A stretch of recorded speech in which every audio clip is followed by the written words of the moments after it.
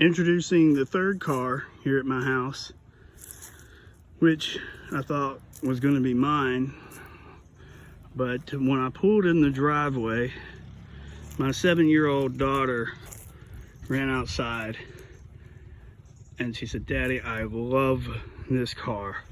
I want it." And how do you tell a sweet, beautiful little girl no? You can't, especially when it's a Fairlane, right? So this is a 65 Fairlane as well. It's 500 trim. It's a 4-door sedan. It has an incredible story. I am second owner. The man I got it from, it had belonged to his grandparents. His grandfather died in the 70s and quit tagging the car.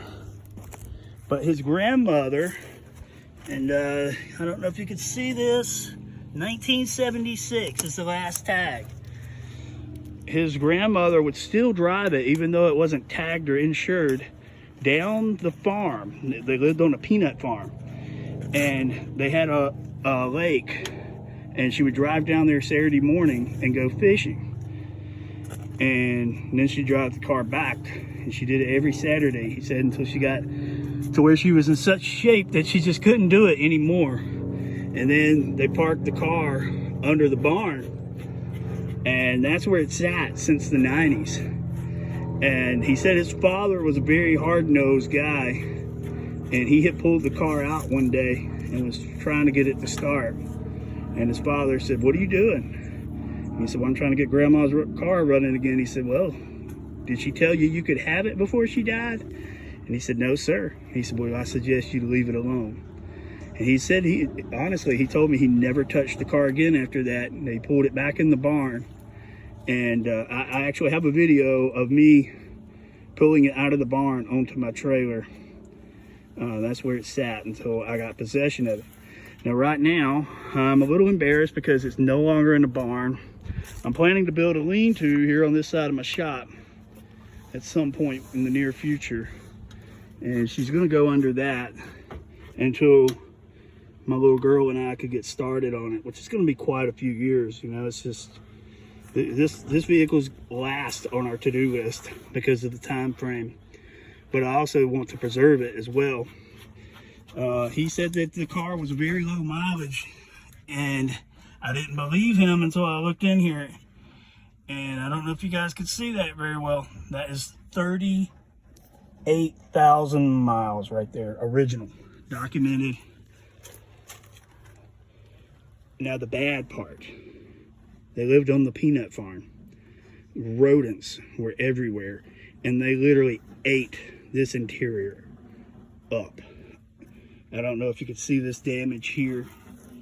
I don't even know if this is salvageable. I'm thinking about just finding another 65 with the same trim and a parts car, and hoping that I can get in there and just switch these seats out. The floorboards are solid. I mean, it just hasn't been touched in so long. The trunk's solid on the inside.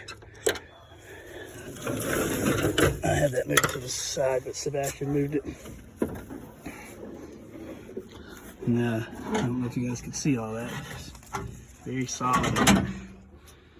Wheel covers.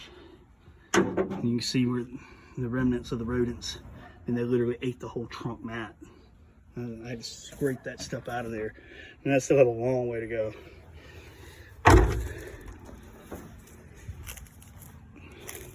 Out here.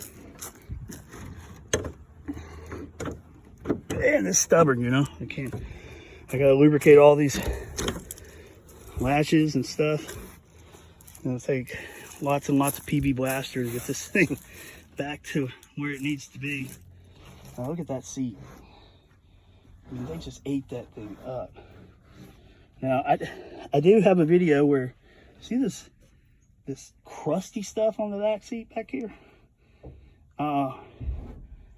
I actually have a video where I was cleaning it off of these front seats. It's just stuff from sitting, you know. Maybe the upper part of the back seat and the upper part of the front seat are salvageable, but the bottom, I don't know. I'm not going to know until I can get in there and look at the springs and all that. But the car was really stubborn. It did great going on to the onto the car hauler when I bought it, and but once I got it here home, it was like, take me back to the barn.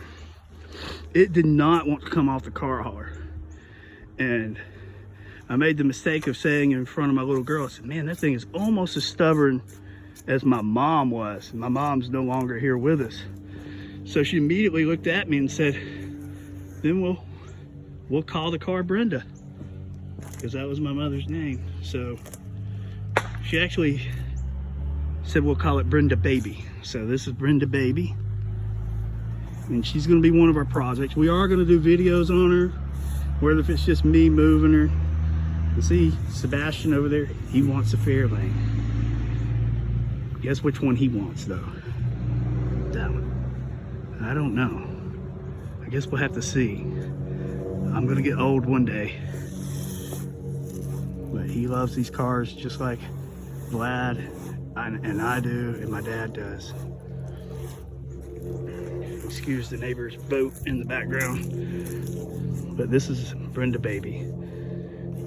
And that is the third of the vehicles at my house, and this will probably be the one you'll see the least in the videos, and like I said, unless we're moving it around and trying to get some things straight out here on the property. But later down the road, as we do the channel, she'll definitely be showcased, especially with such low mileage and such a solid body. I may have to take all the wiring and all the interior out, but I think once we do, it's going to be a very tight vehicle to rebuild from that point up. And that's Brenda Baby.